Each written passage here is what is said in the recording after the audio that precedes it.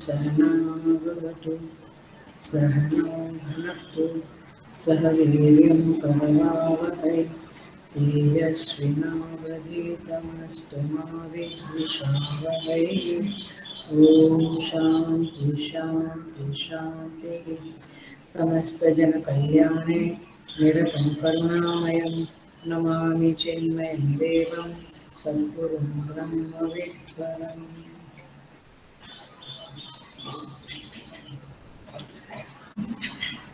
I welcome all the sadhakas in this Gita Discourses group with great love and great respect. So Bhagavad Gita का second chapter हमने शुरू कर दिया है और पिछले क्लास में हम लोगों ने 7वां श्लोक शुरू किया था और काफी कुछ डिस्कशन भी किया था। आज हम उसी के ऊपर पुनः थोड़ा सा चिंतन करेंगे। So let us chant the 1 to 10 shlokas.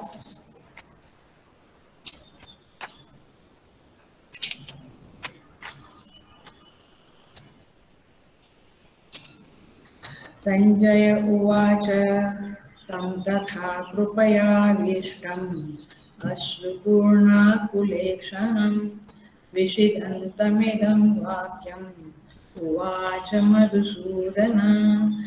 श्रीभगवानुवाच कुतस्त्वाकस्मलमिदं विषमे समुपस्थितम् अनार्यजुष्टमस्वर्ग्यम् अकीर्तिकरमर्जुन। क्लैब्यम् आस्मगमः पार्थ नैतत्त्वय्युपपद्यते शुद्धं हृदय दौर्बल्यं त्यक्तोत्तिष्ठ परन्तप। अर्जुन उवाच कथं भीष्ममहं संख्ये द्रोणं च मधुसूदन इषुभिः प्रतियोत्स्यामि पूजार्हावरिसूदन। गुरून् हत्वा हि महानुभावान् श्रेयो भोक्तुं भैक्ष्यमपीह लोके हत्वा सकामास्तु गुरूनिहैव भुञ्जीय भोगान् रुधिरप्रदिग्धान्। न चैतद्विद्मा कतरन्नो गरीयः यद्वा जयेम यदि वा नो जयेयुः। यानेव हत्वा न जिगीषामः तेव स्थिताः प्रमुखे धातराष्ट्राः। कार्पण्यदोषोपहतः स्वभावः पृच्छामि त्वां धर्मसम्मूढचेताः। यच्छ्रेयस्यात् निश्चितं ब्रूहि तन्मे शिष्यस्तेऽहं शाधिमां त्वां प्रपन्नम्। न हि प्रपश्यामि ममापनुद्यात् यच्छोकमुच्छोषणमिन्द्रियाणाम्। अवाप्य भूमावसपत्नवृद्धं राज्यं सुराणामपि चाधिपत्यं। संजय उवाच एवमुक्त्वा ऋषिकेशं गुडाकेशः परन्तप न योत्स्य इति गोविन्दम् उक्त्वा तूष्णीं बभूवः। तमुवाच ऋषिकेशः प्रहसन्निव भारत सेनयोरुभयोर्मध्ये विषिदन्तमिदं वचः। ये 1 से 10 श्लोक है। हमने 7 श्लोक देखा था। पुनः 7वां श्लोक हम शुरू करेंगे। अर्जुन कहता है कार्पण्य दोषो उपहत स्वभाव। कार्पण्य दोष उपहत स्वभाव पृच्छामि त्वां धर्म सम्मूढ़ चेताः। हे प्रभु, त्वाम आपको मैं पूछता हूँ। क्या पूछते हैं? धर्म सम्मूढ़ चेताः, मैं कैसा हूँ? धर्म से सम्मूढ़ हूँ, मुझे पता नहीं कि क्या धर्म है क्या अधर्म है। इस समय में रणभूमि में मेरे लिए क्या करना उचित है, क्या करना नहीं उचित है। यत् श्रेय स्यात् निश्चितम ब्रूहि तत् मे, जो श्रेयस्कर है वही आप मुझे बताइए, निश्चितम, निश्चित करके बताइए। शिष्यः ते अहम शाधि मां त्वां प्रपन्नम, ते अहम शिष्य, मैं आपका शिष्य हूँ। शाधि, शाधि माने मुझे शिक्षा दीजिए, मुझे शिक्षित कीजिए, मुझे उपदेश दीजिए। वाम माम प्रपन्नम, मैं आपकी शरण में आया हूँ। बड़ा ही सुंदर श्लोक है और मैंने लास्ट क्लास में उसकी काफी महिमा बताई थी कि समग्र गीता जो प्रस्फुटित हुई है वह इसी श्लोक में से हुई है, क्योंकि यहाँ पे अर्जुन भगवान की शरण में जाता है और उपदेश की आशा अपेक्षा आकांक्षा करता है और प्रभु 11वें श्लोक से बोलना शुरू करेंगे, उपदेश देना शुरू करेंगे। लेकिन यह जो 7वां मंत्र है ये भूमिका है और इसलिए आज भी हम काफी उसके ऊपर चिंतन करके ही आगे बढ़ेंगे। यह इसलिए कि हम सब गीता पढ़ने को बैठे हैं, अध्ययन करने को बैठे हैं, तो ये अध्ययन के पीछे हमारे चित्त की स्थिति कैसी बननी चाहिए ये इस मंत्र में, इस श्लोक में बताया गया है। वैसे तो ये मंत्र टाइप ही है, मैंने बताया था कि जब भी हमें धर्म संकट है इस मंत्र की 1 माला 2 माला 11 माला करें और देखिए रिजल्ट मिलेगा, आपको आंसर मिलेगा। तो इस अर्जुन की जो मनस्थिति है, चित्त की जो स्थिति है, उस स्थिति से वह शरणागति में आता है और फिर प्रभु उसको उनको उपदेश देते हैं। तो हम भी अपनी मनस्थिति को देखें, अर्जुन के साथ हम भी अपने आप को कंपेयर करें, तुलना करें और जो चीज हम में नहीं है उस गुण को, उस सद्गुण को डेवलप करने की कोशिश करें, तब जाकर गीता फलेगी। गीता का उपदेश हमारे हृदय में स्पष्टतया प्रवेश करेगा अथवा धंसेगा, हमें क्लैरिटी मिलेगी। तो इसलिए आइए हम देखते हैं, ये 7वां मंत्र ही देखते हैं। अर्जुन रणभूमि में परमात्मा के सम्मुख खड़ा है।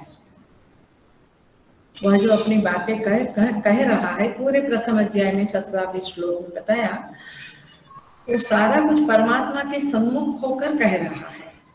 तो पहली बात तो ये है, गीता के उपदेश को प्रवेश होने के लिए हमें क्या करना होगा? संसार से थोड़ा विमुख होकर परमात्मा के सम्मुख खड़ा रहना पड़ेगा, अर्थात चित्त वृत्ति को परमात्मा के सम्मुख करना पड़ेगा। तो अर्जुन एक आदर्श साधक का व्यक्तित्व उसकी बातों से नजर में आता है। एक तरफ से मोह है, एक तरफ से पूज्य भाव है, दोनों उसके अंदर दिख रहा है। तो कैसा उसका हृदय है, कैसा उसका उद्यम है, कैसा उसका भाव सौंदर्य है, ये सब हमें देखने को मिल रहा है उसके वचन में ही।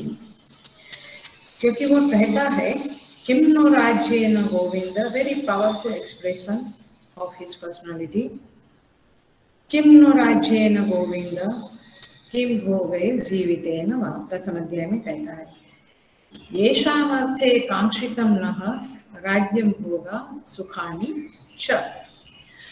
तो अर्जुन कहते हैं श्री कृष्ण को कि ये राज्य प्राप्त करके ये जीवन भी मुझे मिल जावे, विजय मिल जावे और जीवन भी मेरा चालू रहे, तो ये भोग से, ये राज्य से मुझे क्या सुख मिलेगा। अर्थात आप यहाँ पे देखिए कि उसकी जो दृष्टिकोण है, जरा हमें भी अपने आप में देखना पड़ेगा, बाद में चिंतन करना पड़ेगा उसका जो राज्य के प्रति, भोग के प्रति, संपत्ति के प्रति, विजय के प्रति क्या दृष्टिकोण है, ये हमें मालूम पड़ता है। उसके अंदर लोभ नहीं है, ये ठीक है, ये दिखता है, लेकिन घृणा भी नहीं है, क्योंकि कौन सा शब्द है ये जो ये इंगित करता है कि उसके अंदर ये राज्य प्राप्ति, भोग प्राप्ति, विजय प्राप्ति के प्रति घृणा नहीं है, नफरत नहीं है, नेगेटिविटी नहीं है। येषा अर्थे कांक्षितम नः। देखो गीता का एक एक छोटा टुकड़ा क्या बड़ी बात कह जाता है। वो कहता है येषा अर्थे, ये जो यहाँ पे रण में उपस्थित हुए लोग हैं, इतने सारे 18 अश्वमेधनी सेना, येषा अर्थे कांक्षितम नः, नः माने हम लोग, ये इन लोगों के लिए ये राज्य, ये विजय प्राप्त करना चाहते हैं। तो बड़ी स्वस्थ दृष्टि है why he wants to do युद्ध के प्रति उसकी, और भोग सुविधा, राज्य के प्रति बड़ी स्वस्थ दृष्टि है, न लोभ है न घृणा है। लेकिन अब जो मोह बीच में आ गया भीष्म पितामह और द्रोणाचार्य इत्यादि के प्रति, भाइयों के प्रति, ये मोह ने उसको हिला दिया। उसने अपनी बुद्धि की सीमा को पहचान लिया।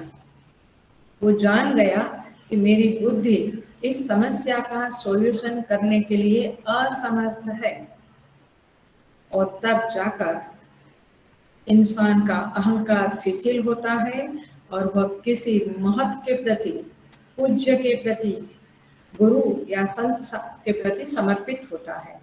तो इसी तरह से अर्जुन भी यहाँ पे समझ गया कि मुझे मार्गदर्शन की जरूरत है, मैं स्वयं में डिसीजन लेने को असमर्थ हूँ, असहाय हूँ, और इसलिए वह शरणागति करता है। तो पिछले क्लास में भी बताया था कि शरणागति का रहस्य है अहंकार शिथिल होना। अहंकार शिथिल होना होगा तब जब आप अपने आप में देखेंगे कि मेरी बुद्धि की कुछ सीमा है। I am not able to take a decision. I am not able to understand what is dharma, what is adharma.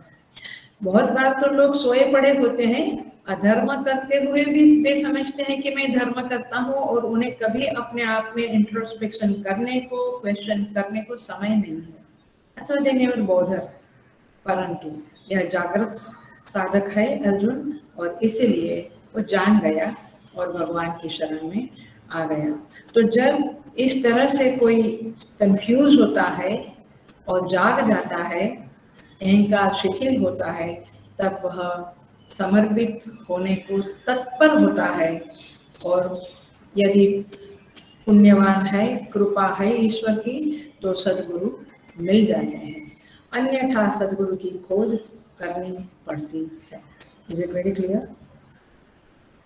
सो सद्गुरु की खोज क्या चीज है, मैं बिल्कुल अपनी लाइफ से जुड़ा कर बोल रही हूँ, इसलिए आप ऐसा नहीं समझना कि ये श्लोक में काफ़ी सारी बातें क्यों आ रही है, क्योंकि ये श्लोक की परिणति अपने हृदय में होने के लिए ये सारी बातें आपको चिंतन करनी पड़ेगी, यदि इस प्रकार की समझ शरणागति चाहिए तो सद्गुरु की खोज जो होती है वो पहले जान लो कर्मकांड नहीं है। सद्गुरु की खोज कोई कर्मकांड नहीं है और कोई प्राकृतिक घटना नहीं है। आपको लगेगा कि मुझे मिल गए मेरे गुरु, ये प्राकृतिक घटना नहीं है। प्राकृतिक घटना समझता है जब हमें भूख लगती है और हम भोजन की खोज करते हैं, वैसा नहीं है। यहाँ पे ये प्राकृतिक बात है, भूख लगती है हम भोजन की खोज करते हैं, ये प्राकृतिक है। और बहुत सारी चीजें ऐसी हैं जो कर्मकांडात्मक है, जैसे हम सूर्य को अर्घ्य देते हैं, जनेऊ धारण करना, होम हवन करना और संध्या करना, कोई बड़े लोग आते हैं तो अभिवादन करना, ये सब कर्मकांड है। तो ऐसे ही जीवन में गुरु भी मिल जावे, गुरु को भी हम बना ले किसी को गुरु, और फिर कर्मकांडात्मक की तरह उनके साथ रिलेशनशिप रखे, ऐसा नहीं है। ये क्या है? माने लोग कहते हैं कि गुरु होने चाहिए, तो हम किसी से गुरु दीक्षा ले लेते हैं, मंत्र ले लेते हैं, बट ये गुरु की प्राप्ति भी नहीं है आध्यात्मिक दृष्टि से। Again from spiritual point of view ये गुरु की प्राप्ति भी नहीं है और हमारा समर्पण भी नहीं है। देखना इस बातों के ऊपर आगे भी चिंतन चलेगा, इसी आज के ही क्लास में जरा सोचना यह क्या है, गुरु की प्राप्ति क्या है। पहले शिष्यत्व की प्राप्ति मेरे अंदर होवे, तब जाके गुरु की प्राप्ति होवे, यह गुरु की प्राप्ति है। Are you getting? तो इसका मतलब ये हुआ कि जब हमारे भीतर का शिष्यत्व प्रकट होगा तब बाहर गुरु की प्राप्ति होगी। शिष्यत्व क्या है हम देखेंगे, 2 मिनट में देखेंगे, अथवा पहले भी बताया है। शिष्यत्व माने शाधि माम त्वाम प्रपन्न। शिष्य उसी को कहते हैं जो हमेशा गुरु से शिक्षा लेने को तैयार है। क्या में आता है? गुरु के प्रति उसका शरणागति का भाव होता है और वह गुरु से अपने समस्या का समाधान पूछने को तत्पर होता है, पूछता है।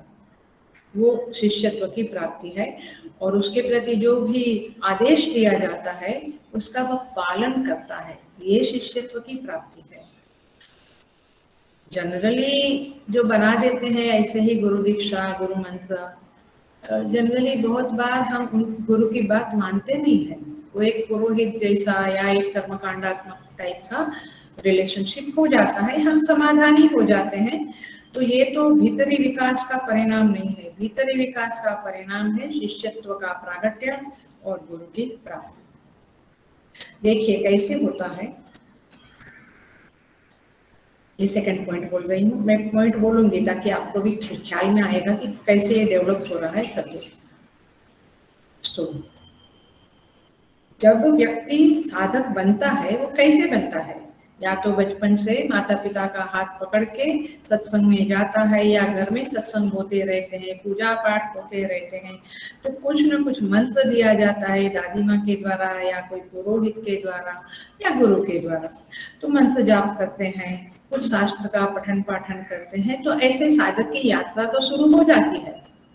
लेकिन और सोचने भी लगती है जीवन क्या है, जगत क्या है, ये कहाँ जाना, कहाँ से आए, लक्ष्य क्या है, सब कुछ सोचने भी लगते हैं। लेकिन जब तक, और उसके बारे में मान्यताएं भी बनाते हैं, लेकिन जब तक हमें वो चीजें करते हुए हम एक बिंदु पे नहीं आते हैं हमारे अंदर कि मैं जो कर रहा हूँ, मैं जो सोच रहा हूँ, मैं जितना साधना कर रहा हूँ, जिस तरह की साधना कर रहा हूँ, मेरी जो मान्यताएं, बिलीफ है स्पिरिचुअलिटी के बारे में, क्या वो सही है? ऐसा जब तक आपके मन में जिज्ञासा न होवे, जोर से, प्रबलता से जब तक ये विचार आने शुरू न होवे, तब तक ठीक है। किसी ने मंत्र दिया, आपने उनको गुरु भी मान लिया, आप अपना बिलीफ भी रखते हैं, सब कुछ ठीक है। लेकिन जब आप इस बिंदु पे खड़े होंगे कि मैं सही कर रहा हूँ कि सही नहीं कर रहा हूँ, मुझे कोई मार्गदर्शक चाहिए कि जो मुझे बतावे कि तुम सही नहीं कर रहे हो अथवा सही कर रहे हो, जिसका मैं वर्णन करूं। सुनना ध्यान से, अटेंटिव, प्लीज बी अटेंटिव। जिसका आप वर्णन करें, उन्हें आप उन्हें पसंद करें, आप उन्हें सिलेक्ट करें, जिनका आप वर्णन करें और वे भी आपका वर्णन करें, अर्थात वे भी आपको स्वीकार करें, तब जाकर बात बनती है। तब जाकर आपका मार्ग, अध्यात्म का मार्ग प्रशस्त होता है, प्रशंसनीय होता है, सही बन जाता है। पहले भी शायद सही होगा, बट शायद, इसलिए कोई ऐसे मार्गदर्शक गुरु की जिज्ञासा करना, उत्कंठा करना कि जो हमें सही मार्ग पे चलावे। हम गलत मार्ग पे जाते हैं तो वे हमें डांटे, वे हमसे कड़क शिक्षा देवे, हमें कड़क पनिशमेंट भी देवे। ऐसी मानसिक तैयारी होने के बाद जब हम किसी महापुरुष से संबंध स्थापित करते हैं तब समझो कि शिष्यत्व प्रकट हुआ। आपने वरण कर लिया, वरण भी तभी होगा जब शिष्यत्व प्रकट होगा, और आपने वरण कर लिया, उन्होंने भी आपको स्वीकार कर लिया, तब जाकर ये घटना घटती है। Are you getting? रूटीन में अब देखते हैं, देखो रूटीन में हम सत्संग करते हैं। मैं आगे का पॉइंट बोल रही हूँ, मैं एक एक पॉइंट बोल रही हूँ जो हम स्वयं सोचें और फिर हमारी यात्रा पे हम कहाँ खड़े हैं ये हमें पता चलेगा।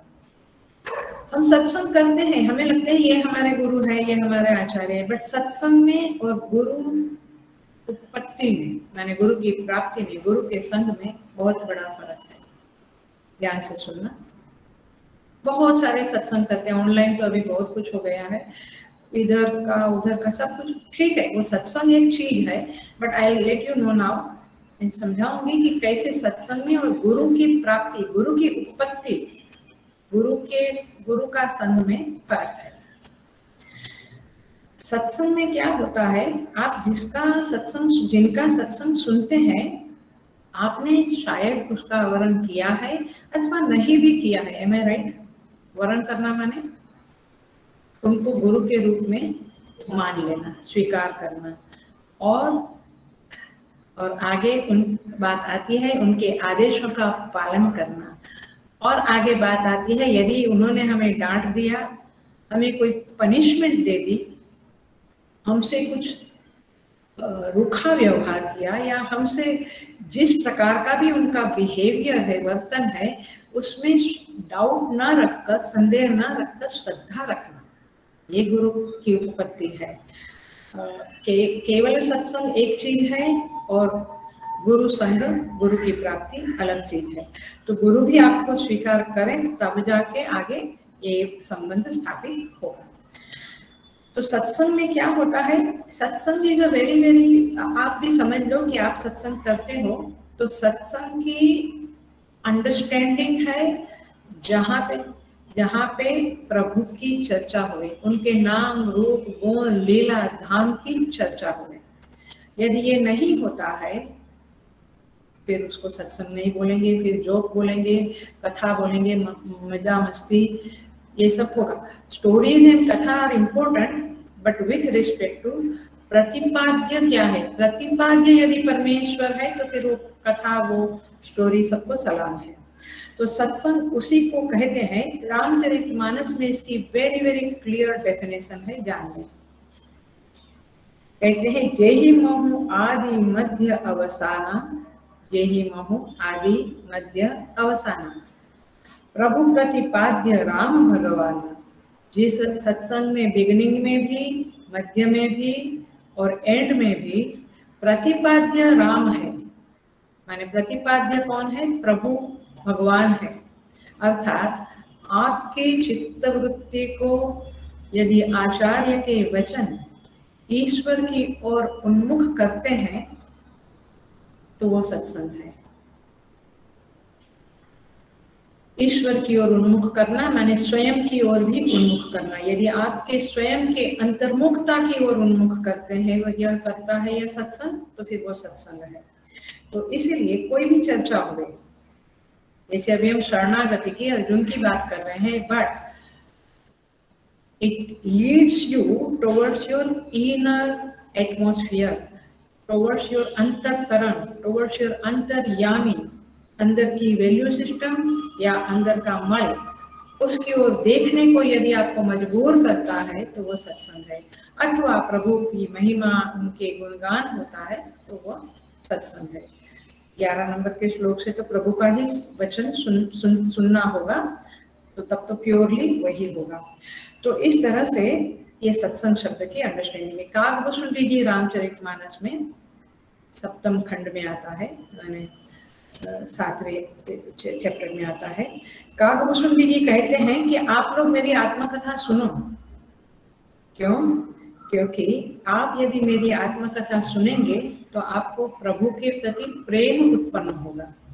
तो वो आत्मकथा, उन्होंने कहाँ गए, कौन गुरु के पास गए, फिर क्या उनका गुरु के साथ डिस्टर्बेंस हुआ, काफी सारी चीजें हैं, बट यदि सुनते सुनते सुनते प्रभु के प्रति प्रेम उपजे तो वो कथा फिर सत्संग है।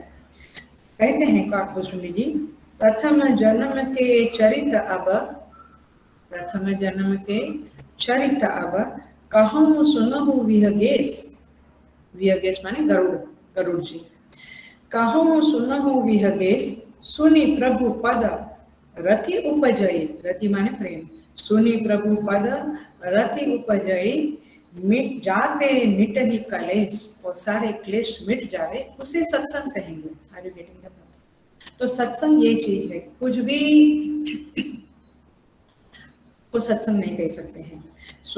क्योंकि वहां पे आता है उनके कथा में, सुन लीजिए, कैसे वे प्रभु को प्राप्त करने के लिए तपस्या करते हैं, साधना करते हैं, भक्ति करते हैं, वेदांत सुनते हैं, कैसे परमात्मा निरंतर उनकी सहायता करते हैं, उनको संभालते हैं, उनके दोषों के बावजूद प्रभु उनको उत्थान करने के लिए हर प्रकार की परिस्थिति देते हैं। ये सब जब हम जागृत होंगे, हम if we live with awareness, हमें मालूम पड़ेगा कि ये प्रभु का ही सारा हमारे ऊपर कृपा है।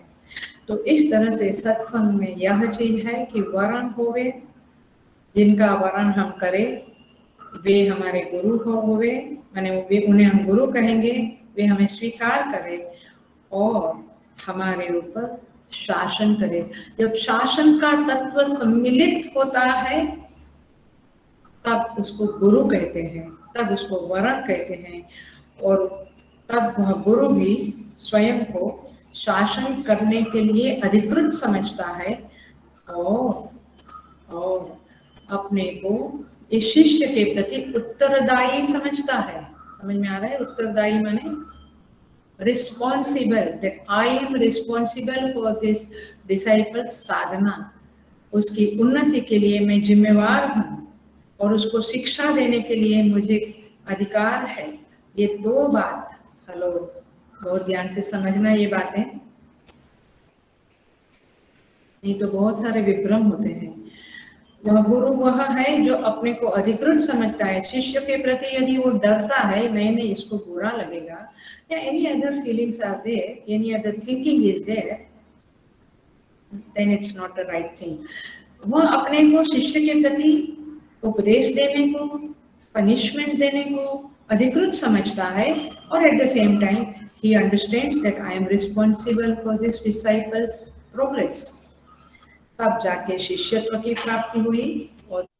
और इसीलिए ये इतना इजी नहीं है गुरु की सिद्धि होना, ये इतना इजी। अभी हमको लगता है कि गुरु है, लेकिन जरा समझ लेना इन चीजों को। क्या हम उनके प्रति शरणागत है? क्या हम टोटली समर्पित है? क्या वे उन्होंने मुझे स्वीकार किया है? क्या वे मेरे प्रति शिक्षा देने के लिए, पनिशमेंट देने के लिए कटिबद्ध है? क्या मेरी साधना के प्रति वे उत्तरदायित्व महसूस करते हैं? So many things are there. तो इसलिए गुरु की सिद्धि भी बहुत तुरंत नहीं होती है, और शिष्यत्व की सिद्धि भी जल्दी नहीं होती है। गुरु की सिद्धि परिणाम है, शिष्यत्व की सिद्धि प्रयास है, अध्यात्म में साधना है। और इसीलिए यह अर्जुन को जो आज शिष्यत्व की सिद्धि प्राप्त हुई है और भगवान उसे स्वीकार करते हैं, ये बहुत बड़ा जीवन में आने वाला एक सौभाग्य का क्षण होता है, बहुत बड़ी सिद्धि ही बोलेंगे इसको। और इसीलिए गीता में कहते हैं, बहुनाम जन्मनाम अन्ते ज्ञानवान माम प्रपद्यते। बहुत जन्मों की साधना के बाद गुरु की प्राप्ति होती है और फिर भगवान की प्राप्ति होती है। अनेक जन्म संसिद्ध ततो याति पराम गति। बहुत जन्म लगते हैं इस चीज के लिए। मनुष्याणाम सहस्रेषु कश्चित् यतति सिद्धये। ये शिष्यत्व की प्राप्ति के लिए कोई लोग प्रयत्न करते हैं। सिद्धानाम अपि यतताम अपि सिद्धानाम कश्चित् मां वेत्ति तत्वतः। तो इस तरह से ये बड़ी लंबी साधना है, और हमारे अंदर जितना पुख्त मैच्योर डिसाइपलशिप होगी, उतना ही गुरु की कृपा हमारे ऊपर अधिकतर होगी। ये पक्का करो, ये पक्की बात है। जब तक हम समर्पित नहीं है तब तक कृपा का फ्लो नहीं होता है। इस तरह से ये प्रपत्ति घटती है। आगे और एक पॉइंट देखते हैं, और वह है, क्योंकि शब्द बड़े ही गहन शब्द है, इस श्लोक में गहरे शब्द है, और जीवन के साथ, या कहूँ कि साधना की वास्तविकता, ट्रूली साधना की शुरुआत के प्रति ये शब्दों का बहुत ही महत्व है। अर्जुन कहता है शिष्यः ते अहम। वाव, ये बहुत बड़ा वाक्य है। मैं आपका शिष्य हूँ। ये बोलने के लिए भी, बोलने के लिए कोई बोलता है वो बात अलग है, बट रियलिटी में बोलने के लिए बहुत हिम्मत मांगती है। क्यों हिम्मत मांगती है? क्योंकि शिष्यः ते अहम में बात आती है, ये प्राकृतिक वाक्य नहीं है, क्योंकि प्राकृतिक माने natural, nobody can tell like this. क्योंकि शिष्यत्व में बात आती है, आप मेरे ऊपर शासन कीजिए, अहम त्वाम शिष्य, मैं आपका शिष्य हूँ। शादी माने आप मेरे पर शासन कीजिए। शिष्य वह है जो गुरु के शासन को आनंद पूर्वक स्वीकार करता है, नॉट लाइक बड़बड़ करके यार अब क्या करे, अब कहाँ दूसरा गुरु ढूंढने जावे, चलो जो है वो चलता है, ऐसा सब नहीं। यू नो, शिष्य का अर्थ होता है गुरु के शासन के लिए वो सदा हर क्षण तत्पर रहता है और उस शासन में रहना पसंद करता है। इसलिए कोई संत कहते हैं महत की आनंदमय स्वीकृति, महत माने महापुरुष की, महत की आनंदमय स्वीकृति ही श्रद्धा का दूसरा नाम है। देखो महापुरुषों की वाणी देखो, महत की आनंदमय स्वीकृति ही श्रद्धा का दूसरा नाम है, अथवा किसी को श्रद्धा कहते हैं, क्योंकि वो तो बहुत बड़ी चीज है। शिष्यत्व में श्रद्धा बहुत बड़ी चीज है। आनंद में स्वीकृति, ये शब्द पे मैं आपका ध्यान दौड़ना चाहती हूँ कि आनंद से हम उनके शासन को स्वीकार करें, नॉट विथ ग्रम्बलिंग और with finding the fault into his आदेश एंड एटसेट्रा। सो शिष्यः ते अहम शादीमां त्वं प्रपन्नम्। देखिए ये शब्द की और गहराई में जाए तो मैं मेरी आपकी साइकोलॉजी खोल रही हूँ। जनरली हमारी साइकोलॉजी क्या है देख लेना, और ये हम सबको अनुभव भी आता है और हम देख भी सकते हैं हमारे में, दूसरों का अपने गुरु के साथ व्यवहार में, बहुत जगह पे यदि आँख खुली है तो बहुत कुछ दिखता है। क्योंकि जनरल टेंडेंसी, जनरल स्वभाव हम सबका क्या है, बोलो ना, हमारा जनरल स्वभाव यह है कि लोग मेरा हुक्म माने है। बच्चे, सास कहती मेरी बहू माने, बहू कहती मेरी सास माने, पति कहता पत्नी, एवरीवेयर, ऑल द रिलेशनशिप में। ये सच बोल रही हूँ कि नहीं? वेरी फ्यू लोग हैं इस देश में कि जो, और है ऐसे लोग भी हैं जो शासन में रहना स्वीकार करते हैं, बट जनरली ये है कि मेरी आज्ञा ये माने, मेरी बात का अनादर ना करे। चलो हल्का फुल्का शब्द बोलते हैं, इतना तो हम चाहते हैं ना, ये दे शुड नॉट डिसरिस्पेक्ट मैंने जो बात कही है। अच्छा, मीटिंग ये होती है, उसमें भी सब अपने अपने मत रखते हैं, तो क्या इस आशा से रखते हैं कि सब लोग मेरे मत का खंडन करें? नहीं ना, इस आशा से रखते हैं कि मेरी बात मानी जाए, स्वीकार की जाए, मेरी बात का आदर होवे। तो सबके अंदर एक जनरल टेंडेंसी यही है कि मैं जो कहूँ वो माना जाए, अर्थात मेरा शासन स्वीकार किया जाए। ये थोड़ा कड़क शब्द है, बट मैं जो कहूँ वो माना जाए, ये हल्का फुल्का एक्सप्रेशन है। तो इसीलिए शिष्यत्व जो होना है कि कोई मुझ पे शासन करे। और मुझे लगता है जितनी बायोग्राफीज मैंने पढ़ी है वहाँ पे तो दिखता है कि उन्होंने इस बात को अपने जीवन में घटाया शिष्यत्व को, तब जाके उनको गुरु मिले और फिर उनकी बायोग्राफीज बनी, जहाँ उनकी साधना बहुत बहुत आगे बढ़ी।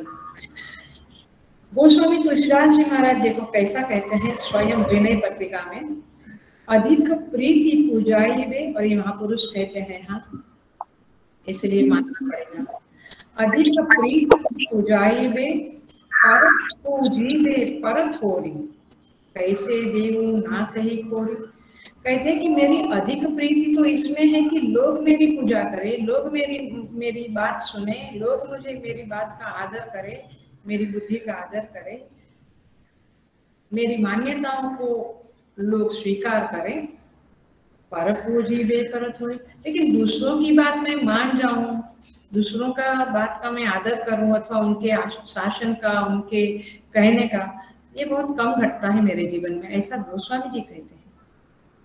हम कभी सोचा है ऐसा? सोचने को टाइम कहाँ है हम लोग, सुबह से शाम तक। तो इस तरह से ये कहते हैं कि ये प्राकृतिक है। तो फिर तुलसीदास जी कहते हैं मैं भगवान को कैसे दोष दूं कि वे मुझे क्यों साधना में आगे नहीं बढ़ाते हैं, वे मुझ पे ये कृपा क्यों नहीं करते, मैं कैसे प्रभु को दोष दूं, क्योंकि मेरे ही अंदर का ये जो खजाना है, मैंने नेगेटिव खजाना, इसको तो मुझे प्रयत्न करके निकालना पड़ेगा ना, कोई जादू चमत्कार नहीं होगा। I have to be very aware of my inner things, of my inner atmosphere, of my inner value system, तब जाके कुछ होगा।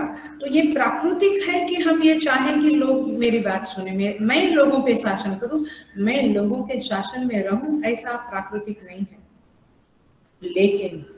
लेकिन जब ठीक उल्टी वृत्ति हमारे अंतःकरण में उदित होती है, जाग जाती है कि मेरा चुना हुआ कोई व्यक्ति, कोई संत, कोई गुरु मेरे ऊपर शासन करे, मेरा भला इस बात में है कि वे मेरे ऊपर शासन करे, मैं कहीं गलत जा रहा हूं तो मुझे हाथ पकड़ के मार्ग देके सही मार्ग पे चलावे, तो ये आश्चर्यपूर्ण आध्यात्मिक घटना है।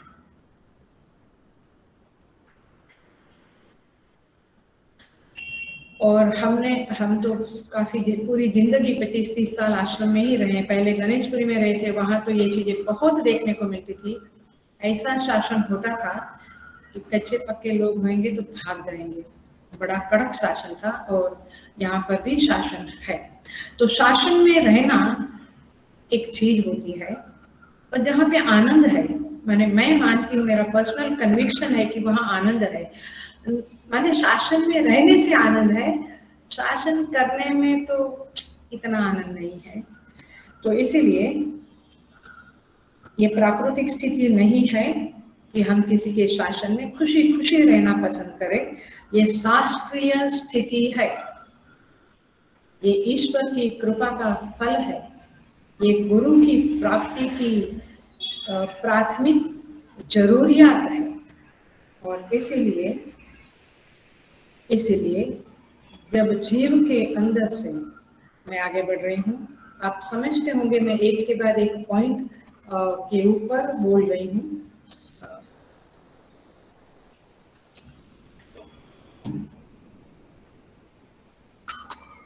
देखिए, इसीलिए ये सौभाग्यशाली क्षण है, पवित्र क्षण है जीवन में कि जब हमें ऐसा होने लगे और भगवान की कृपा से कोई मिल भी जाए योग्य गुरु, तब हम कहेंगे कि साधी माम त्वाम प्रपन्नम, में आपकी शरण में आया हूँ, आप मेरा स्वीकार करें। लेकिन ये कब होगा, उसका स्टेप्स बिल्कुल याद रख लेना। पहले तो जागना है, उत्तिष्ठ जागृत, आप जागो। क्या जागना है कि क्या मैं जीवन में हमेशा धर्म करता हूँ या अधर्म करता हूँ, क्या मैं हमेशा मेरा कर्तव्य निभाता हूँ या कभी कभी मेरा कर्तव्य के प्रति मुझे सचेतता ही नहीं है, I am not aware of what is my duty. ये प्रश्न जब चित्त में, अंतःकरण में उठने लगेंगे, और फिर जब आप उसका समाधान, सॉल्यूशन ढूंढना शुरू करेंगे, और फिर आपको लगेगा कि मेरी बुद्धि की सीमा आ गई, I am not able to understand exactly what I should do, what I should not do, whether I am following the dharma or not following dharma, whether I am living a life according to the सनातन धर्म के आदेश के मुताबिक जी रहा हूँ या कैसे जी रहा हूँ, पशु की तरह जी रहा हूँ। कुछ चीजें हम पशु की तरह करते हैं।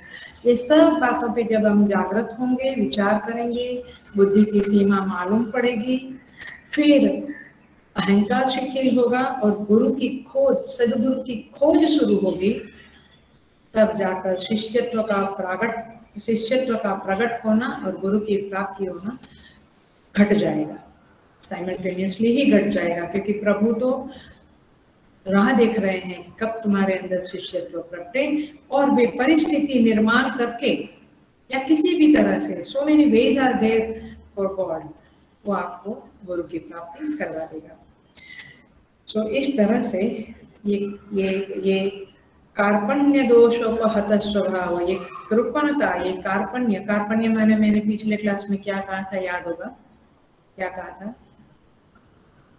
बुद्धि का कार्पण्य। वैसे कृपणता माने कंजूसी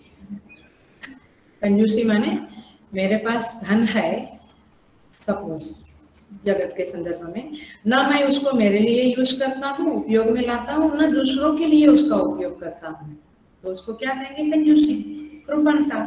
लेकिन यहाँ पे जो शास्त्र की बात चल रही है, तो अर्जुन को जो कार्पण्य दोष आया वो क्या है? बुद्धि की कृपणता। मैंने उसके पास बुद्धि है, हम लोग के पास बुद्धि है, विवेक है, लेकिन अवेलेबल नहीं है, अथवा हम उसे उपयोग नहीं करते हैं हमारे जीवन के लिए, और न दूसरों को गाइड करने के लिए भी हम अपने विवेक का, अपनी बुद्धि का उपयोग नहीं करते हैं, विभ्रमित रहते हैं। और मजे की बात तो ये है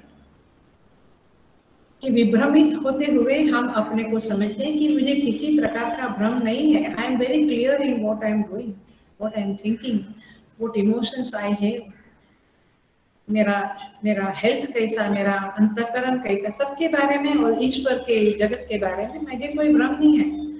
ऐसा जब हम समझते हैं तो ये बड़ी गलती है, और इसीलिए जो विभ्रमित होता है वह दूसरे के मोह को दूर नहीं कर सकता है। When you have conviction, then only you can guide others, you can give उपदेश to others। लेकिन दुनिया दौड़ रही है दूसरों को, व्हाट्सएप चैट में कितना कुछ आता है, ओह माय गॉड, सब दूसरों को ही अच्छा बनाने की तरफ दौड़ रहे हैं। ये व्हाट्सएप में अच्छे सब मैसेजेस डालते। एनीवे, हमारे तपोवन जी महाराज कहते थे कि जब व्यक्ति स्वयं राग द्वेष से घिरा हुआ है तो, और फिर वह वैराग्य का उपदेश करता है, तो फलता नहीं। वो साधक के, श्रोता के दिल में सोचरवा नहीं उतरता, मैंने उधर वो क्या बोलते हैं, प्रवेश नहीं कर पाता है, धंस नहीं पाता है। जो बुभुक्षु है, भोगी है, वो मुमुक्षु का उपदेश क्या करेगा और क्या सुनेगा। और इसीलिए बहुत जगह पे ये धर्म का प्रचार होता है। मैं थोड़ी साइड की बात करती हूँ, बट आपको समझना अच्छा लगेगा, ये समझना चाहिए। बहुत जगह पे धर्म का प्रचार होते हैं, धर्म के उपदेश फैले गए हैं, फैल जाते रहते हैं, लेकिन यह जो प्रचार करना है अथवा प्रवचन करना है, उसके दो ही हेतु स्वस्थ है, बाकी कोई हेतु स्वस्थ नहीं है। आप उसको समझ लें और फिर वैसे ही जीवन में देखें। प्रवचन करने के दो ही स्वस्थ हेतु है। एक यह है कि जो प्रवचन करता है, भक्ति के संदर्भ में मैंने बताया था कि ईश्वर प्रीत्यर्थ है, माने मेरी वाणी शुद्ध होवे, परमेश्वर मुझसे प्रसन्न होवे, वो एक बात थी। बट अभी जो मैं बताने जा रही हूँ वेदांत की दृष्टि से, कि जब साधक प्रवचन करता है तो साधक भूमि से करे, माने स्वयं को एक साधक मानते हुए यह प्रवचन मेरे मनन में मुझे सहायक है, ये आलंबन है मेरे लिए। सालंबन मनन बोलते हैं प्रवचन को। तो ऐसा समझते हुए स्वयं शास्त्र का अध्ययन नहीं कर सकते, अकेले कमरे में बैठ के हम नहीं कर सकते हैं, तो एक सालंबन मनन करने के लिए वे प्रवचन करे तो फिर वो स्वस्थ हेतु है। उपदेश करने के लिए ना करें, लेकिन एक अपने चित्त में भी अच्छे विचारों को परमात्मा के संदर्भ में, अध्यात्म के संदर्भ में विचारों को मनन करने के लिए करें, तो वो चिंतन जो होता है सत्संगियों के साथ बैठकर, तो वह चिंतन, वह मनन एक अच्छा माने प्रवचन का स्वस्थ हेतु है। It's a right way.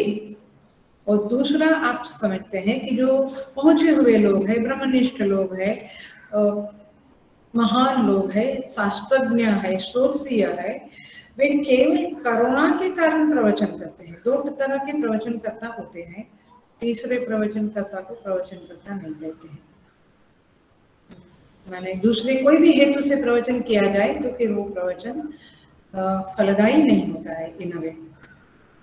सो जो महापुरुष है, आदि शंकराचार्य जी, रमन महर्षि, जो बड़े बड़े लोग हैं, वे तपोवन जी महाराज जैसे, वे लोग यदि प्रवचन करते हैं या कुछ शासन करते हैं, कुछ शिक्षा देते हैं, तो वे आउट ऑफ कंपेशन है, करुणा के वश है। इसलिए भगवान आदि शंकराचार्य जी को क्या कहते हैं?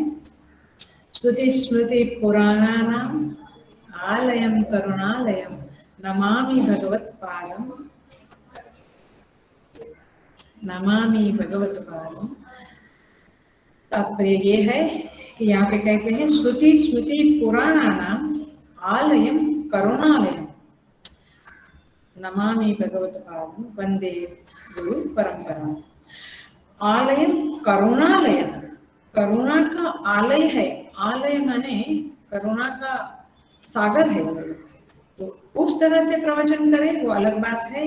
मनन चिंतन के लिए कि ये अच्छे विचार हमारे चित्त में प्रवेश करके हमें इम्प्रूव होने की संभावना बनाएंगे, और मनन करते हुए हमारे अंदर क्लैरिटी आएगी जगत, जीव जगत और ईश्वर के बारे में। ये इस तरह से यदि हेतु है तो वो स्वस्थ है, बाकी ठीक है। सो इस तरह से यहाँ पे मूल बात चल रही है, शिष्यस्तेहं शादिमां त्वां प्रपन्नम। लेकिन शुरुआत कहाँ से हुई? कार्पण्य दोषोपहत स्वभाव, ये नहीं बोला। ये कृपणता माने कंजूसी, और ये हम सब में बहुत ठूस ठूस के भरी है, क्योंकि परमात्मा ने सभी मनुष्यों को, पशुओं को नहीं, मनुष्यों को विवेक दिया है, बुद्धि दी है, ये हमारी प्रिविलेज है। लेकिन उस बुद्धि का सदुपयोग करना हम कितना जानते हैं अथवा कितना करते हैं? उपयोगी कम करते हैं, मन की स्थिति में ही रहते हैं, मन के लेवल पे ही ज्यादातर रहते हैं। तो इसीलिए बृहदारण्यक उपनिषद में एक कथा है जहाँ पे जनक राजा के वहां पे शास्त्रार्थ होने का डिक्लेरेशन होता है। याज्ञवल्क्य ऋषि वहां जाते हैं और शास्त्रार्थ करते हैं। वहां पे एक स्त्री है जो ब्रह्मवादिनी है, जिसका नाम है गार्गी। और जब सारे ऋषि मुनि लोग याज्ञवल्क्य को प्रश्न पूछ पूछ के थक जाते हैं, उनका उत्तर पाकर चुप हो जाते हैं, तब गार्गी ब्रह्मवादिनी, जिसके पिता के नाम से उसका नाम है, वो खड़ी होती है और प्रश्न पूछती है भरी सभा में याज्ञवल्क्य जी से, को वही कृपण। कृपण कौन है? सुन लेना, क्योंकि ये शब्द बहुत इंपॉर्टेंट है, इसलिए मैं इसको उसका पूरा मनन चिंतन कर रहे हैं हम लोग। को वही कृपण, कृपण कौन है? याज्ञवल्क्य ऋषि बृहदारण्यक उपनिषद में उत्तर देते हैं, यो वा एतत् अक्षरम गार्गी अविदित्वा, जो इस अक्षर तत्व को, परमात्मा तत्व को अविदित्वा न जानकर अस्मात् लोकात् प्रैति, इस लोक से चले जाते हैं, माने मृत्यु को प्राप्त हो जाते हैं, सकृपण विकृपण है। ओ माय गॉड, माने आप समझ रहे हैं, इसका मतलब है कि उसने प्राप्त हुई, परमात्मा से प्राप्त हुई बुद्धि का स्वयं के लिए भी उपयोग नहीं किया। स्वयं के लिए उपयोग करता तो उसकी बुद्धि शुद्ध होती, तीक्ष्ण सूक्ष्म होती, और फिर उस बुद्धि का उपयोग वो दूसरों के लिए भी करता। लेकिन जिसने अपने लिए भी इस बुद्धि का उपयोग नहीं किया, उस परमात्मा तत्व को बुद्धि के द्वारा नहीं जाना, वह कृपण है। तो इसीलिए I think now we got it कि केवल अर्जुन को ही कार्पण्य दोष नहीं हुआ था, हम सबको ये लगा हुआ है और इसलिए इसके बारे में अवेयर हो जाना अच्छा है। तो यहाँ पे हम कहते हैं तो कृपणता की असली परिभाषा उपनिषद में बताई और यहाँ के संदर्भ में भी वही बुद्धि का कार्पण्य है। और इसका अर्थ ये है, जरा सा और एक्सटेंशन करके पूरा करते हैं कि मनुष्य की मूल विशेषता है उसको बुद्धि मिली है, लेकिन उस बुद्धि का हम उपयोग नहीं करते हैं। बुद्धि का उपयोग किस में करना है? तो अज्ञान को दूर करने में करना है। और किस में करना है? क्योंकि अज्ञान जो है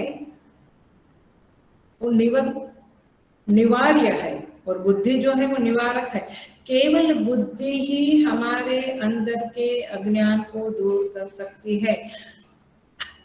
और हम क्या प्राप्त करने के पीछे पड़े हैं? Name and fame and position and bungalow, गाड़ी, ठीक है ये सब कुछ चाहिए, लेकिन प्रॉब्लम ये है कि अज्ञान का निवारण इस पैसे से, इस पोजीशन से, इस पद से, इस जितने भी प्रयत्न आप करते हैं जीवन में, वो सब कुछ पाने के लिए संबंध बनाना, बल प्राप्त करना, आरोग्य प्राप्त करना, इन सब से ये अज्ञान का निवारण नहीं होगा। केवल बुद्धि के द्वारा ही अज्ञान का निवारण होगा। अन्यथा हम ये सब प्राप्त करने के पीछे दौड़ते रहेंगे और अज्ञान महाराज अंदर बैठ के मुस्कुराते रहेंगे कि ओके बच्चों तुम दौड़ो, हम तो यहाँ से हिलने वाले नहीं है। क्योंकि हमारा जो शत्रु है बुद्धि, अज्ञान का शत्रु बुद्धि, बुद्धि का शत्रु अज्ञान, उस बुद्धि को तो आप जरा भी उपयोग नहीं कर रहे हैं। सो इस तरह से यहाँ पे कार्पण्य दोषोपहत स्वभाव, आई थिंक हम समझ रहे हैं कि हमारे अंदर भी ये चीज है। तो कार्पण्य अर्जुन के अंदर ये कृपणता का, कार्पण्य दोष का उद्भव हो गया। बोल के, मंथन कर के, मोहित हो के, तो ये कृपणता माने दैन्य, एक प्रकार का दैन्य का जन्म हुआ। और ये दैन्य के कारण उसके अंदर विनम्रता आई और उस विनम्रता के कारण शरणागति की घटना घटी। अरे विनम्रता नहीं तो शरणागति नहीं हो सकती है। श्रीमद् भागवत जी में शिष्य का लक्षण बताते हुए कहा है, सुखदेव जी महाराज कहते हैं, स्वस्मिन दीन भावना, स्वस्मिन दीनत्व भावना, स्वयं में दीनत्व की भावना होना ही शिष्यत्व है। चलना है।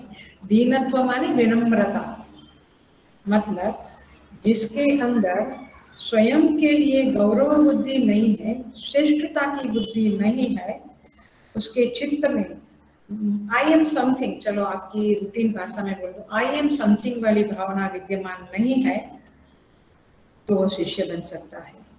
लेकिन गौरव की, श्रेष्ठत्व की भावना बहुत ज्यादा है तो शिष्यत्व की प्राप्ति नहीं हो सकती है। और इसीलिए आप दीक्षा भी ले लो, मंत्र भी ले लो, आप एक प्रकार से जुड़ भी जाओ, लेकिन गुरु की उत्पत्ति और शिष्यत्व होना ये एक विशेष घटना है, स्पेशल घटना है। बड़ी कृपा के बाद ये घटना घटती है और तब शिष्य को कंप्लीटली दिखता है कि मैं मोहित हूँ, मुझ में बहुत सारे भ्रम है, I have lots of delusion and illusion in me. तो इसीलिए जब ये अज्ञान की अनुभूति करता है और वो बड़ा मंगलकारी है, क्योंकि उसके बाद ही साधना शुरू होती है, यात्रा शुरू होती है।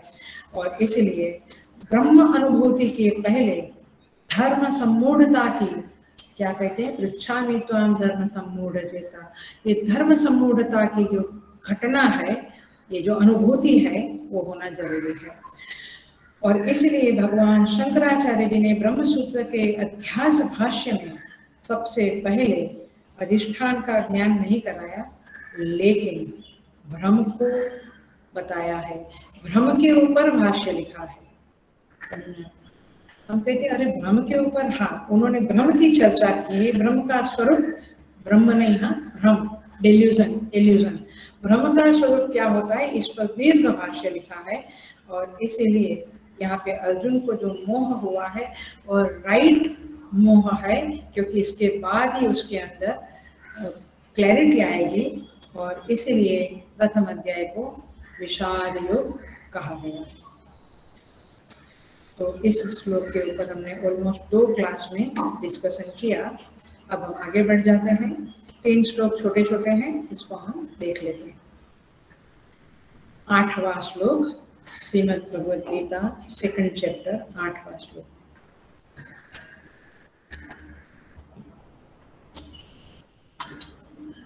नहि प्रपश्यामि ममापनुद्यात् यत् शोकम् उच्छोषणम् इंद्रियाणि अवाप्य भूमौ असपत्नं रुद्धं राज्ञं सुराणाम् अपि च अधिपत्यम्।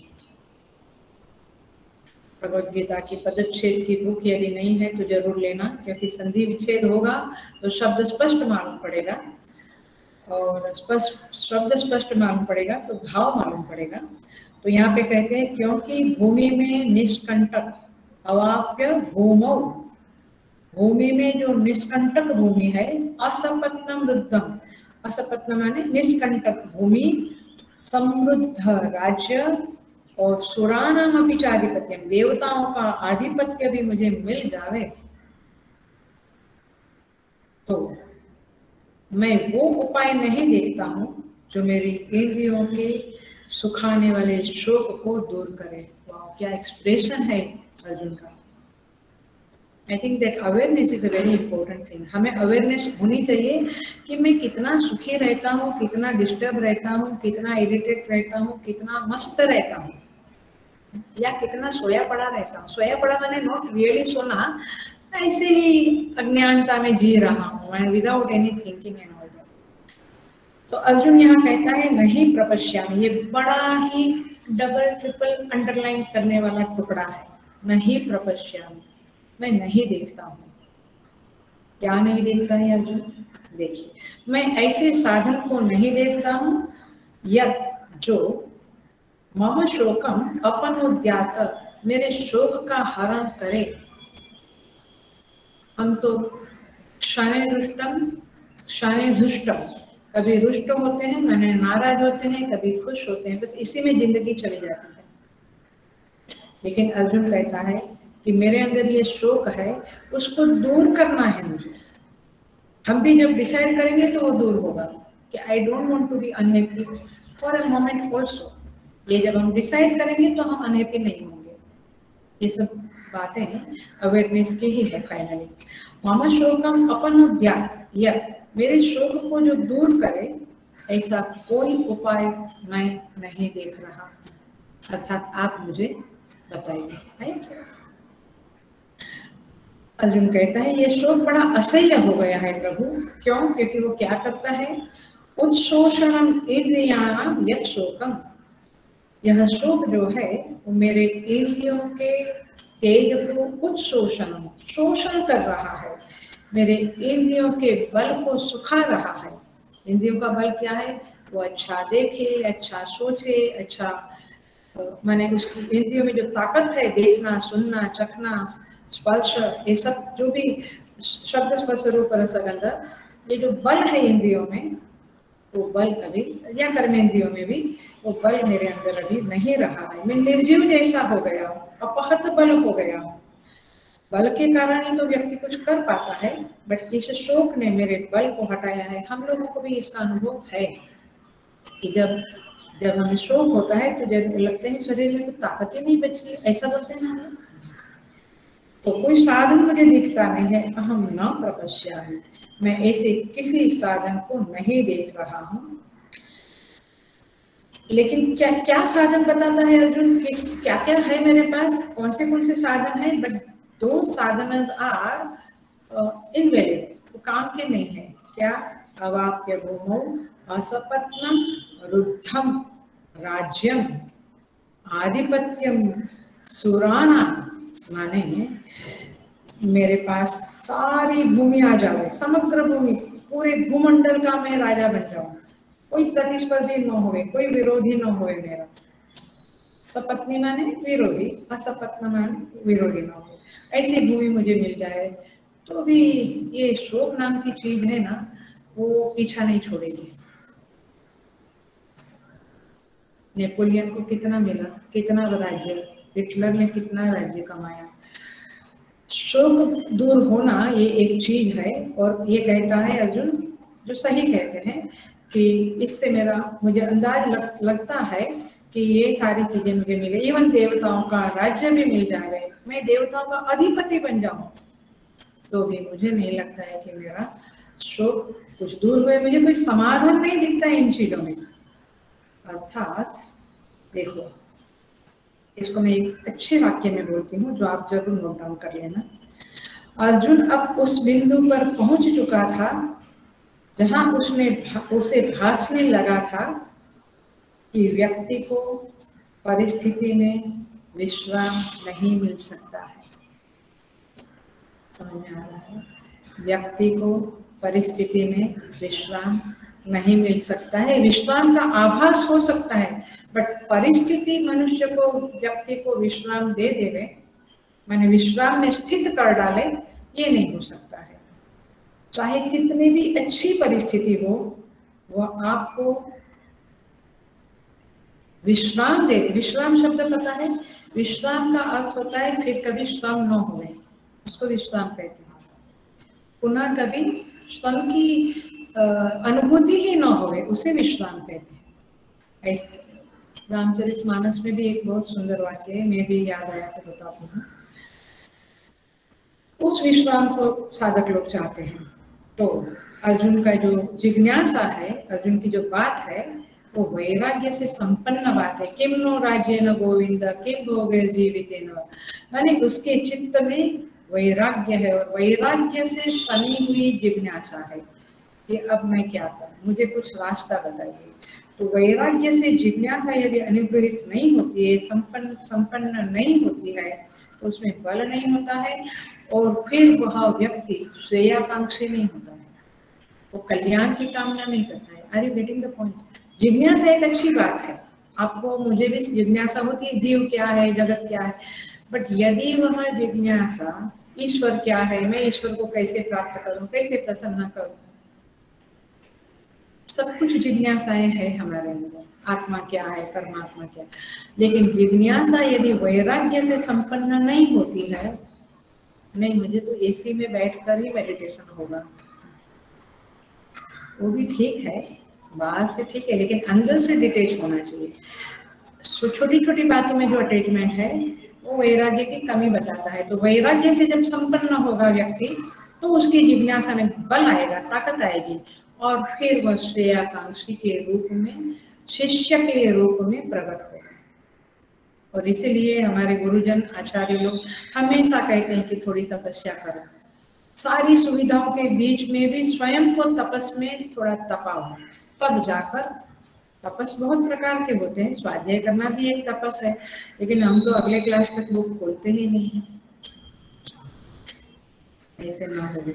तो श्रेयाकांक्षी अर्जुन बन गया है क्योंकि उसके वैराग्य में ताकत है, उसकी जिज्ञासा में वैराग्य की ताकत है। ऐसा ही हमारे ग्रंथों में नचिकेता है, आपको पता है कठोपनिषद में यमराज बहुत कुछ देता है प्रलोभन उसको कि तुम आत्मा परमात्मा के बारे में जानने की बात छोड़ो, जीव के जाने के बाद क्या होता है ये बातें छोड़ो, तुम शतायुष पुत्र पौत्रान वृणेश्व बहुन पशुन हस्ति हिरण्यमस्वाम, तुम्हें चाहिए उतने हाथी घोड़ा पशु पुत्र पौत्र सब कुछ मैं देने को तैयार हूँ। भूमिर महद आयतनम वृणेश्व स्वयं च जीव शरदो यावदिच्छसि, तुम्हें जितना जीवन चाहिए उतना, जितनी भूमि चाहिए, ये बोला नहीं नचिकेता बोला नहीं। स्वभावा मर्त्यस्य यदन्तक एतत् सर्वेन्द्रियाणां जरयन्ति तेजः अपि सर्वं जीवितम् अल्पमेव तवैव वाह तव नृत्य गीते।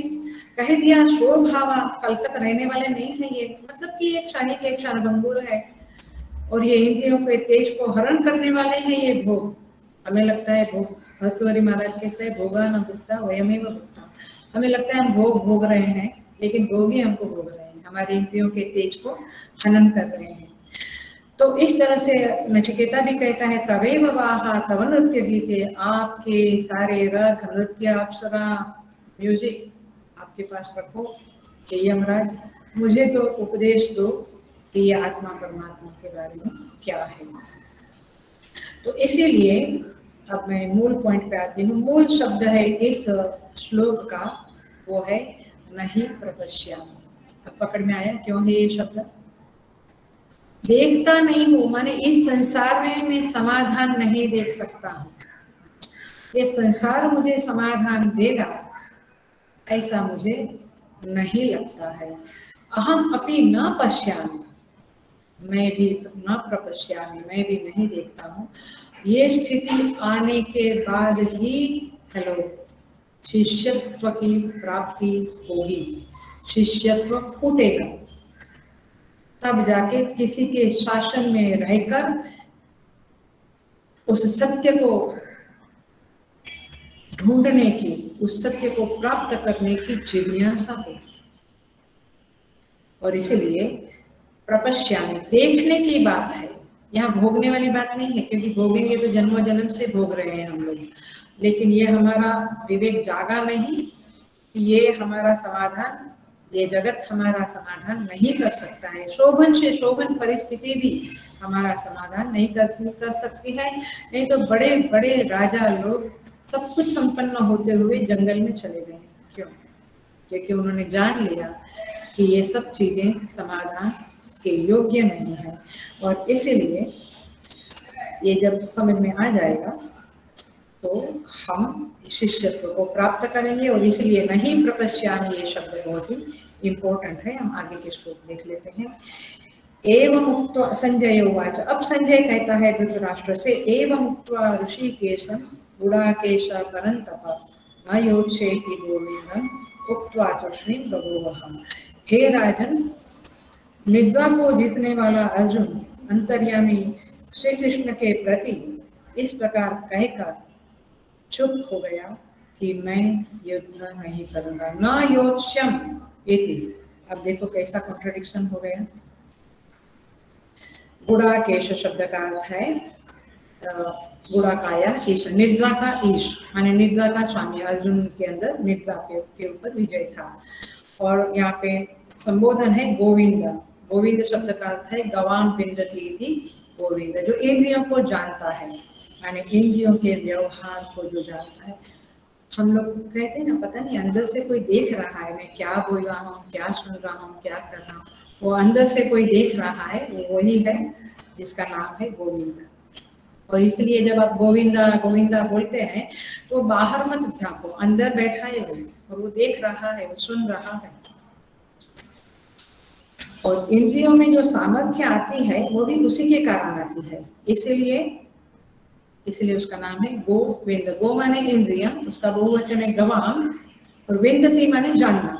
इंद्रियों को जो जानता है, मैंने मेरे अंदर के भावों को, विचारों को, अंतःकरण को, सबको जो जानता है। और इसीलिए ये इंद्रियां जो है वो अपने व्यापार से उसी की सेवा वास्तव में कर रही है।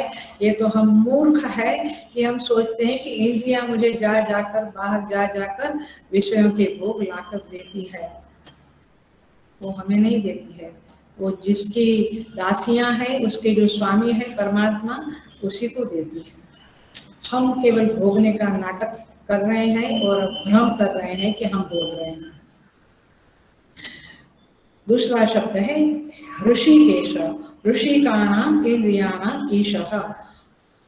ऋषि का शब्द का अर्थ भी इंद्रियां है, और उसका स्वामी माने परमात्मा, अंतर्यामी। ये देखो, अर्जुन कहता है अंतर्यामी, हे प्रभु, और फिर कहता है मैं युद्ध नहीं करूंगा। परमात्मा बोलता है, लेकिन परमात्मा की बात को अनुशीलन करने में, अनुपालन करने में वो असमर्थ हो जाता है। और इसीलिए वह न योत्स्येति, ये बड़ा स्टेटमेंट है, मैं युद्ध नहीं करूंगा, ऐसा उसने बोल ही दिया। आप देख रहे हैं उसकी मनस्थिति को। शादी मांग त्वां प्रपन्न, मैं आपकी शरण में आया हूँ, आप मुझे शिक्षित कीजिए, मेरे ऊपर शासन कीजिए। और फिर अपनी बात भी रखते, बिल्कुल हमारी कॉपी है। बिल्कुल हमारा ही प्रतिनिधित्व कर रहा है। आप देखिएगा इस वाक्य को, इस चीजों को। हम भी कहते हैं कि हाँ हाँ हाँ आप जो कहेंगे वैसा ही, बड़ों को भी कहते हैं जहाँ माता पिता या बड़े जो है, और फिर कहते हैं ऐसा नहीं हो सकता है। हम देखते हैं ना, हम कभी कभी मिशन में भी देखते हैं कि गुरु जी के साथ या गुरुदेव के साथ या बड़े बड़े महात्मा ने, जो भी बड़े लोग हैं हमारे मिशन, बातें करते हैं कुछ और फिर पीछे से कहते हैं कि ये आपको शायद स्वामी जी समझ में नहीं आ रहा है, बट ऐसे ही होता है। एनीवे, सो यहाँ पे डबल कॉन्ट्रडिक्शन है, तो ऐसे शिष्यत्व नहीं होते। शिष्यत्व बहुत बहुत बड़ी उपलब्धि है, बहुत बड़ी उपलब्धि। इसका एक टीकाकार टिप्पणीकार एक टिप्पणी करते हैं कि जैसे नवजात बछड़ा है गाय का, उसको भूख लगती है, दूध पीने के लिए वो आंचल की ओर जाना है उसको, लेकिन वो जाता है गाय के मुंह की तरफ, गाय के अगले पैरों की तरफ जाता है, इधर उधर दौड़ता है, दूध का आकांक्षी है, भूख निवारण का आकांक्षी है, लेकिन जाता है इधर उधर, और कभी कभी लड़खड़ा भी जाता है, गिर जाता है। ये जैसी उसकी स्थिति होती है वैसे ही अर्जुन की स्थिति है। उसको चाहिए तो दूध, अर्थात उसको भूख लगी है कि मेरे मोह का निवारण होवे कि मैं क्या करूं, लेकिन वो लड़खड़ाता है, वो इधर उधर दौड़ता है। न योत्स्यमिति, फिर शशरम चापम विसृज्य, ऐसी सब उसकी क्रियाएं हो रही है, उसकी माने उसका एक्शन हो रहा है, उसका व्यवहार हो रहा है। बट देखो भगवान के प्रति उसने सरेंडर किया है, तो प्रभु क्या कहते हैं, तमुवाच ऋषिकेश प्रहसन्निव भारत सेनयोरुभयोर्मध्ये विषिदन्तमिदं वच। हे भरतवंशी धृतराष्ट्र, अंतर्यामी श्री कृष्ण महाराज दोनों सेनाओं के बीच में शोक करते हुए अर्जुन को मुस्कुराते हुए, हंसते हुए यह वचन बोले। भगवान बड़े मुस्कुरा रहे हैं, हंस रहे हैं, और अर्जुन को अब कहना प्रभु शुरू करते हैं। भगवान समझ गए कि अब इसका खाली हो गया, अब इसके पास कुछ कहने को बचा नहीं है, और उसने जो भी कहना था सब कह दिया है, सरेंडर भी कर दिया है, तो प्रभु अब बोलना शुरू करेंगे। जैसे कोई रोगी है, बीमार है, वो बहुत कुछ कहता है कि मेरा रोग असाध्य है, ऐसा है वैसा है, लेकिन जो कुशल चिकित्सक है, कुशल डॉक्टर है, वो मुस्कुराते हुए आता है, उसको कॉन्फिडेंस है कि इसको ठीक कर डालेंगे तो ये ठीक हो जाएगा। उसी तरह से प्रभु भी मुस्कुराते हुए आते हैं, उसके सामने बोलना, वचन बोलना शुरू करते हैं, और हम उसको सुनेंगे अगले क्लास में कि प्रभु क्या अर्जुन को उपदेश देते हैं। बड़े धैर्य के साथ आना, क्योंकि मैंने पहले भी कहा था 11 से लेके 30 श्लोक तक, 11 to 30 मैंने 20 श्लोक जो है वो आत्मा परमात्मा के बारे में, मैंने आत्मा के बारे में है। तो थोड़े कठिन है, क्योंकि पूरा अध्यात्म निचोड़ डाला है इसमें प्रभु ने, और 31 नंबर के श्लोक के बाद 53 नंबर के श्लोक तक, मैंने 23 श्लोक कर्म योग्य है, जो आपको थोड़ा अच्छा लगेगा, क्योंकि it is more related to your routine life. But फिर भी आत्मा परमात्मा के बारे में भी समझ लेंगे हम 20 श्लोकों को। मैं कोशिश करूंगी कि जितना हो सके उतना लाइटर वे में बोलने की कोशिश करूंगी, बट जो सच्चाई है वो तो बोलनी पड़ेगी। तो इस तरह से हम आगे के श्लोकों को देखेंगे। लेकिन ये कार्पण्य 200 वाले श्लोक का 2 प्रवचन हो गया, आज का भी और पिछले क्लास में भी।